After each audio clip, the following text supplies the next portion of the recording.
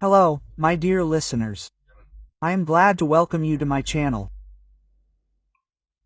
Thank you very much for your feedback and comments after my stories. I really enjoy reading them. Thank you very much. So what? Do you really think I will wait for you with open arms after all this? There was a hint of iron in Elena's voice. She looked at the man she had lived with for 30 years as if she were seeing him for the first time. Lena, come on, I made a mistake. People tend to make mistakes. Victor spread his hands, trying to feign remorse. People tend to think before destroying what they spent their entire lives building, the woman snapped, turning to the window. In the reflection of the glass, she saw the man nervously fiddling with his keys. A habit she knew by heart, like thousands of his other little gestures. I have nowhere to go, he said quietly. She kicked me out. It all started 2 months ago, when Victor returned home later than usual. Elena had become accustomed to his late hours at work. He was the chief engineer at the plant, and his responsibilities often required him to be present late into the night. But something was different that evening. She noticed it the moment he walked through the door of their apartment. Victor didn't look tired, but rather determined, as if gathering his courage before an important conversation. We need to talk, he said, without even taking off his coat. Elena looked up from her book and looked closely at her husband. Over 30 years of marriage, she had learned to recognize the slightest changes in his mood. Now, every single one of her internal sensors was screaming danger. I'm listening, she replied calmly, putting the book aside and sitting up straighter in her chair. Victor walked into the living room, sat down across from her, and began to speak. The words flowed out of him as if he'd rehearsed this speech many times.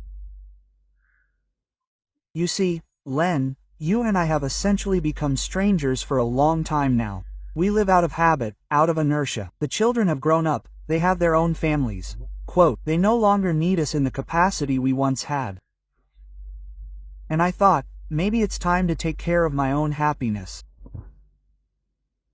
Elena looked at him, not believing her ears. 30 years of marriage, 2 children, a grandson, and suddenly strangers.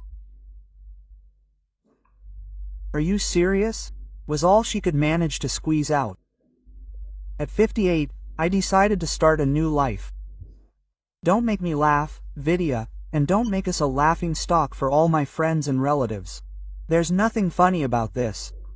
His voice sounded even, as if he were talking about the weather or the news. I have another woman, and I ask you not to turn our separation into a drama or a farce. These words hit Elena harder than any slap. She felt the ground slipping from under her feet, the whole world crumbling. The world she had built all these years, into which she had poured her soul, strength, and love. Who is she? Elena asked, surprised at how calm her voice sounded. It doesn't matter, Victor replied. All that matters is that I've made a decision. I'll file for divorce in the next few days. He stood up, as if the conversation was over, and headed for the door. And that's all? Elena also stood up. 30 years and that's it. It's hard to even explain.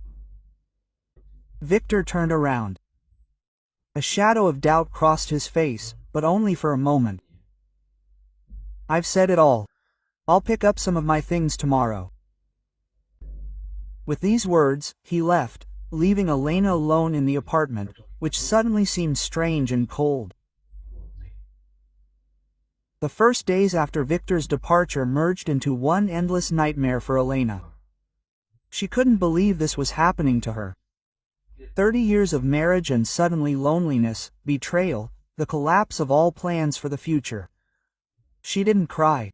For some reason, there were no tears, only a dull ache somewhere deep inside and a feeling of complete confusion. The children, Maxim and Olga, upon learning of their father's decision, sided with their mother.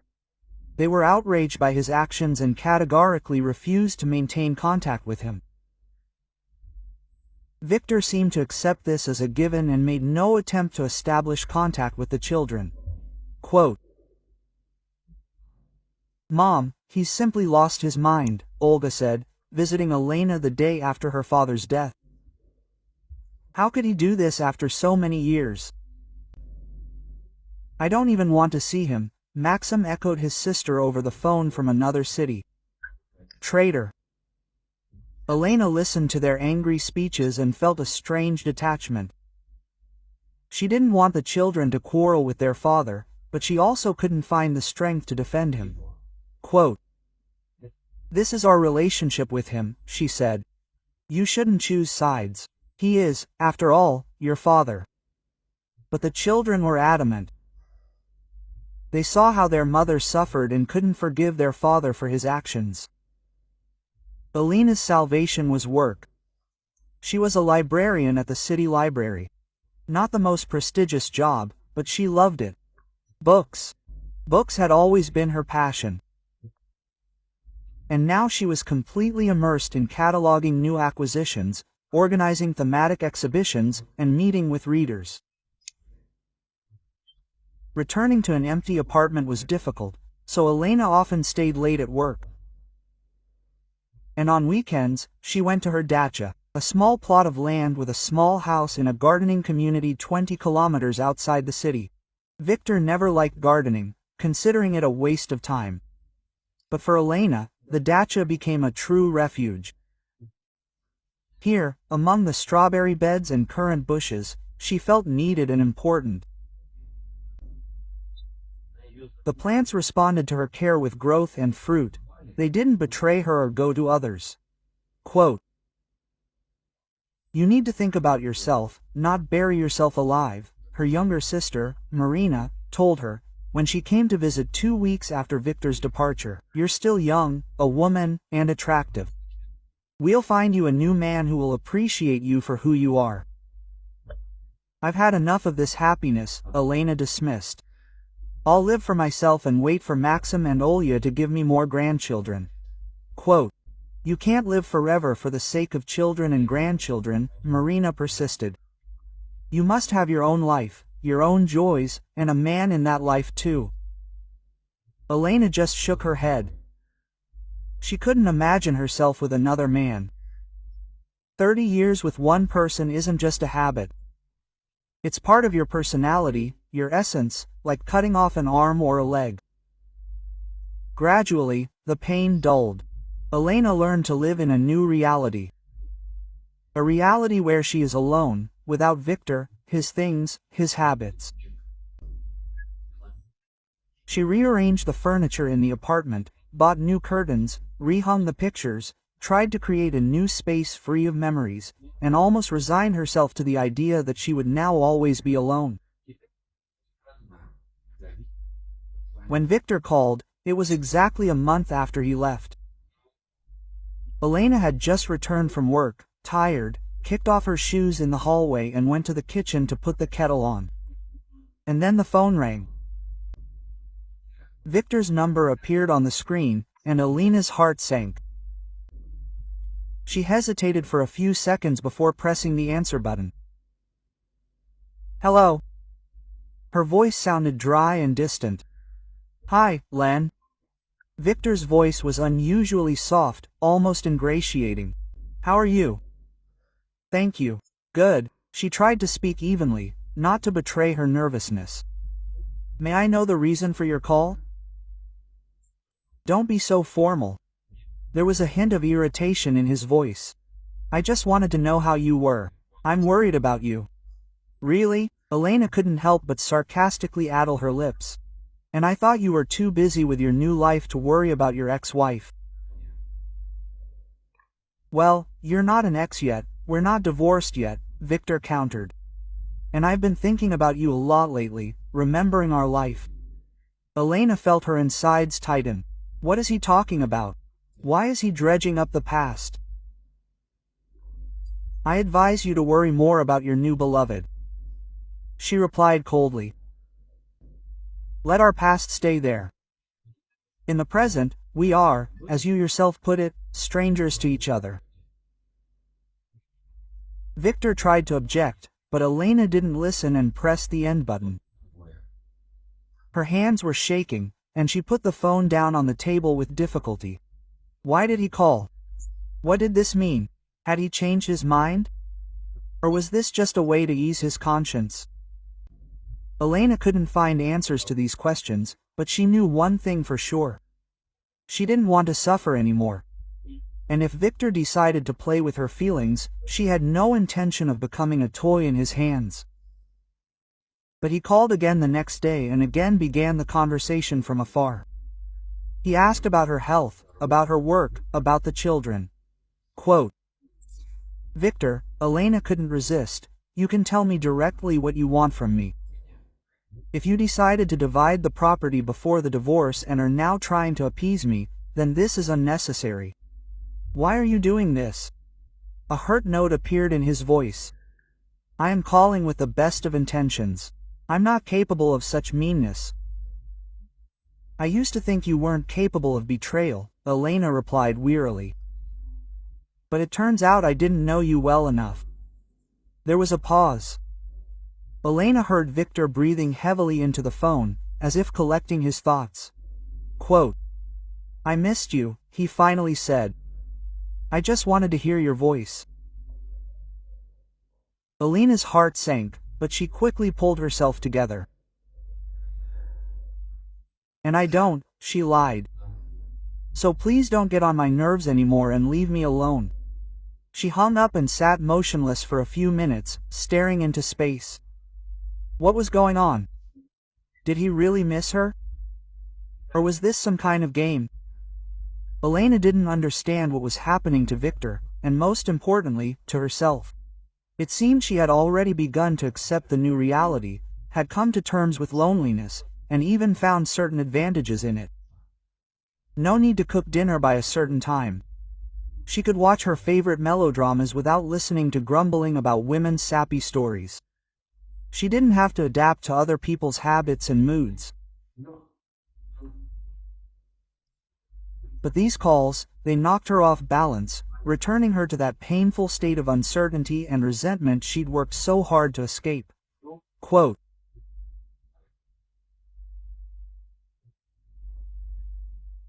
I don't understand what he's trying to achieve, Elena told her sister when she came to visit her again.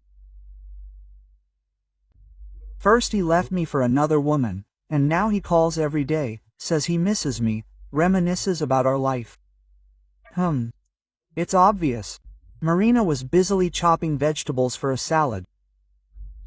She came with the firm intention of feeding her sister normal food, and not the processed foods that, in her opinion, Elena ate. Your Vidya compared life to a new husband and realized that he had traded one all for another, and maybe worse. So now he's trying to come back to you. What do you think? Elena froze with a cup in her hands, but he never once talked about coming back, only about missing me there, thinking about me. He's testing the waters, Marina stated confidently. He's afraid to propose directly and be rejected. A man is a proud creature, after all. For them, rejection is a blow to their self-esteem. So he beats around the bush, he's finding out if he has a chance. So what should I do? Elena asked, confused. I was just getting used to the idea of living alone, and suddenly he messed everything up again. You don't have to do anything. Marina put the knife down and looked seriously at her sister. Just live like you've lived this month, and don't fall for his tricks. Don't forget that he left you for another woman, betrayed you after 30 years of marriage. That's unforgivable. But people make mistakes, Elena began hesitantly. Of course he makes mistakes, Marina interrupted. But not all mistakes can be corrected. Some leave scars that deep. And besides, are you sure he really realized his mistake?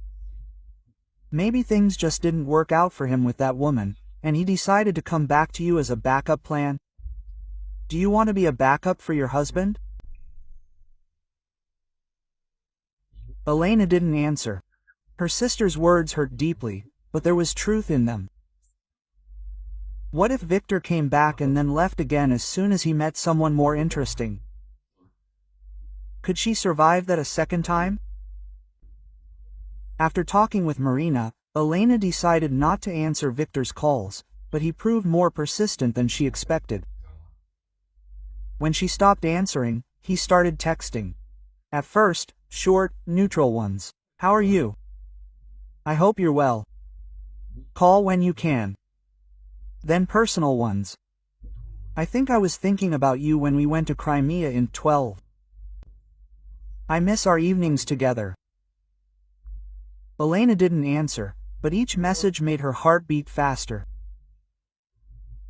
She was angry with herself for this weakness, for still being unable to completely erase him from her life, from her thoughts. And a week later, he came by himself, unannounced, uninvited, simply ringing the doorbell on a Sunday morning when Elena was getting ready to go to the dacha. She opened the door and froze. Victor stood at the threshold with a bouquet of her favorite lilies and an apologetic smile. Hello, he said hesitantly. Can I come in? We need to talk, quote. Elena wanted to slam the door in his face, send him away, say that she had nothing to talk about with him, but instead she silently stepped back and let him into the apartment.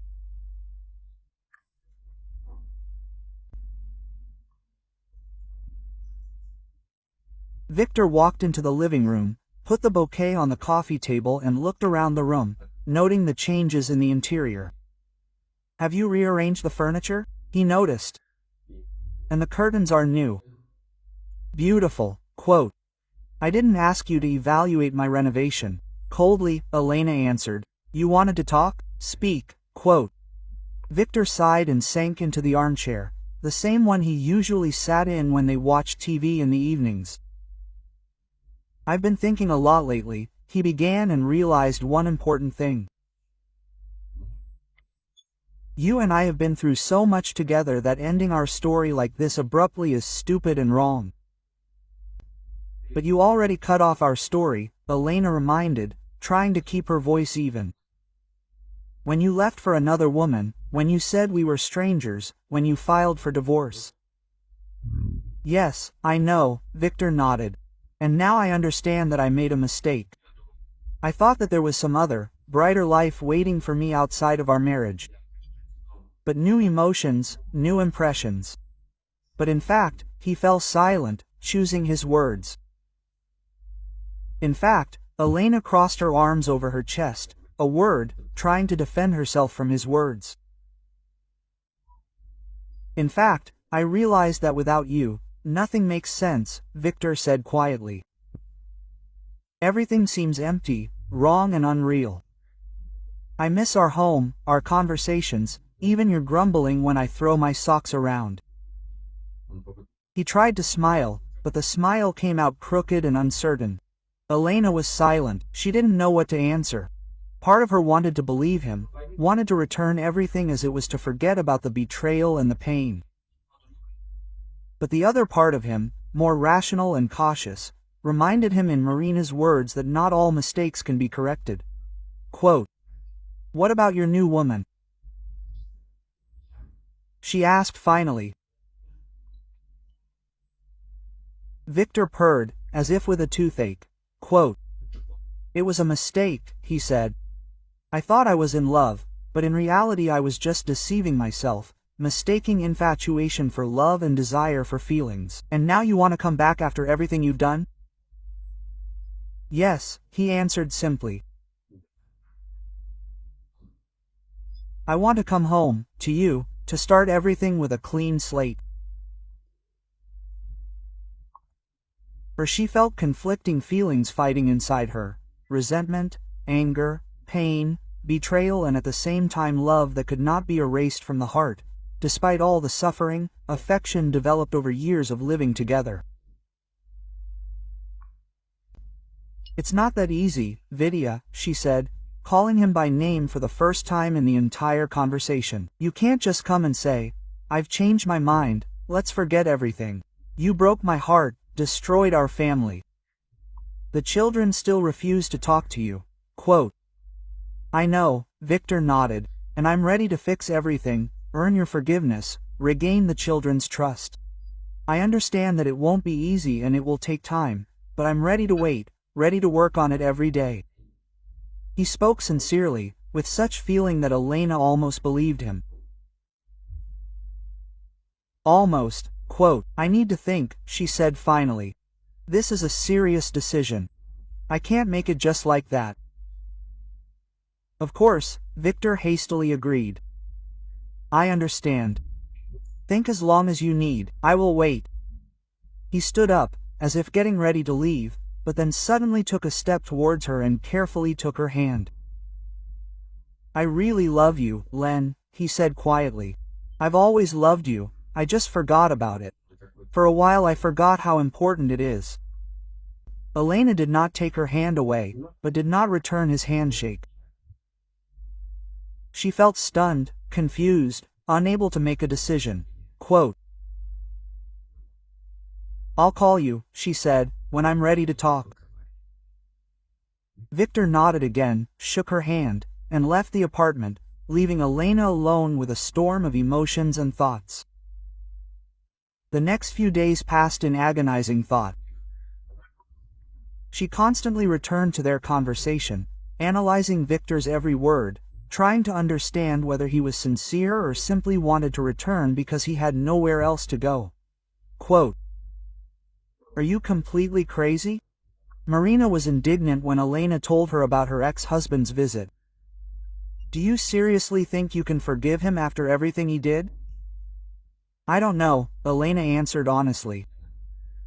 Maybe he really did realize his mistake. Maybe we should give our relationship another chance. Or maybe his new woman turned out to have a difficult character and wasn't as flexible as you. Quote, Marina suggested sarcastically. And now he remembered his faithful wife, who had tolerated all his antics for 30 years and turned a blind eye to his flirting with colleagues. Vidya never flirted with colleagues, Elena objected, but there was no confidence in her voice. You just didn't notice, Marina snapped, or didn't want to notice. But do you really think his new love suddenly appeared out of nowhere? Such things don't happen overnight, Lena, especially at his age. Her sister's words made Elena think. Indeed, could she have been so blind all these years and not notice the signs, the signals that her husband was carried away by another woman or, even worse, other women?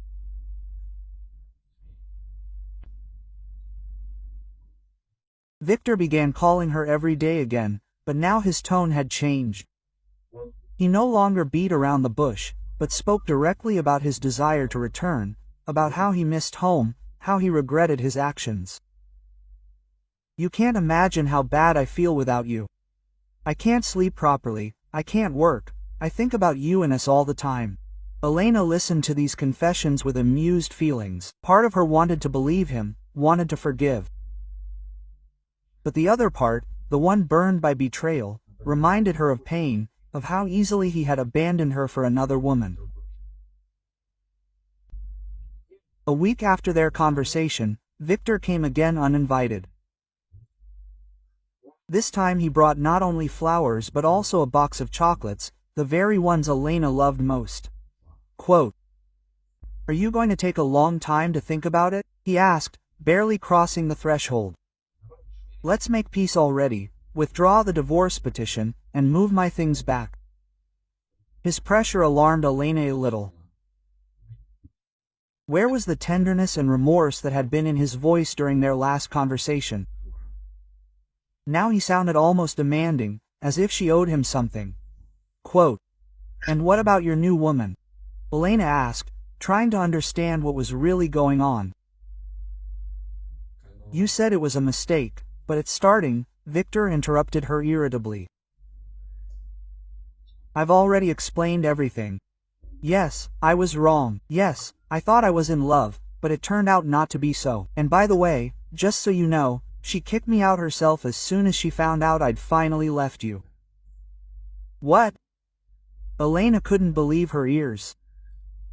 "She kicked you out?" "Yes," Victor admitted reluctantly. "It turned out she liked the game of forbidden love. And when I became free and asked her to live together, she got scared and refused. She said I was rushing things too much, that she needed time. Basically, complete nonsense. For these 2 months with Sergey, I've been living in Sergey's bachelor pad for these 2 months. I can't stay there any longer. He has his own life, his own plans." Elena listened to him with growing horror. So he's returning to her not because he's realized his mistake, not because he loves her, but simply because he has nowhere else to go. "Wait." Elena raised her hand, as if trying to stem the flow of his words. "You want to go home just because you have nowhere else to live? What difference does it make in what order everything happened?" Victor waved his hands, losing patience. "The result is what matters. I realized I'm miserable without you, and I want to come back." Elena looked at him, and everything inside her went cold. How could she have failed to notice this for all 30 years, this selfishness, this consumerist attitude towards her and their marriage? "You don't consider yourself some kind of princess to be won over, do you?" Quote, Victor continued, not noticing the change in her expression. "Be glad that I decided to come back to you and didn't look for another woman." "I should be grateful to you for this," Elena asked quietly, feeling something inside her finally die. The last remnants of love and respect for this man. Well, in a good way, she could even say thank you. Victor was no longer hiding his irritation. Quote, "A man my age, in my situation, has no trouble finding a partner. But you, let's be honest, Elena, you could be alone for the rest of your life if you don't take me back now." Elena felt the blood rush to her face. Not from embarrassment, but from anger. It was as if a dam had burst inside her, holding back all the grievances and disappointments of the last few months. Quote, "Is that all you wanted to tell me?" she asked, her voice ringing with rage. "What were you expecting? A serenade under the window, a declaration of eternal love, falling to your knees?" Victor chuckled. "That happens in novels, Len, but in real life, everything is simpler.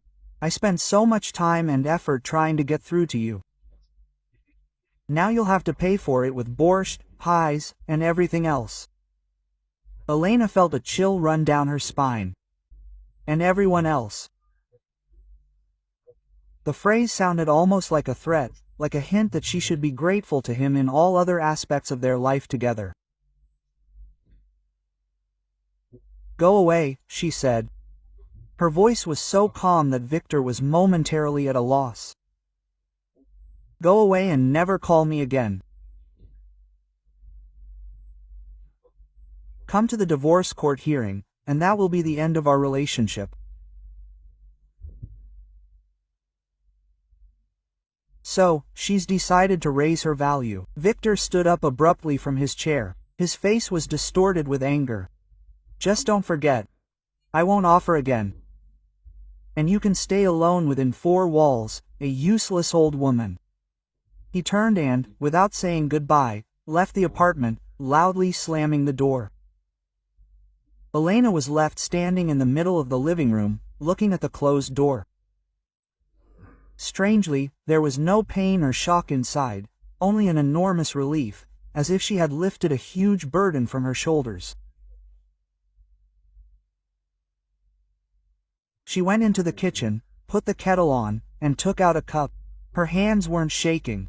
For the first time in a long time, she felt absolutely calm and confident in her decision. Elena didn't call her sister to tell her what had happened. That could wait until tomorrow. Right now, she just wanted to be alone, to process what had happened and her own feelings. Perhaps, if Victor had come to her with sincere remorse, if he had said even a few tender words, she would have been ready to forgive and start anew.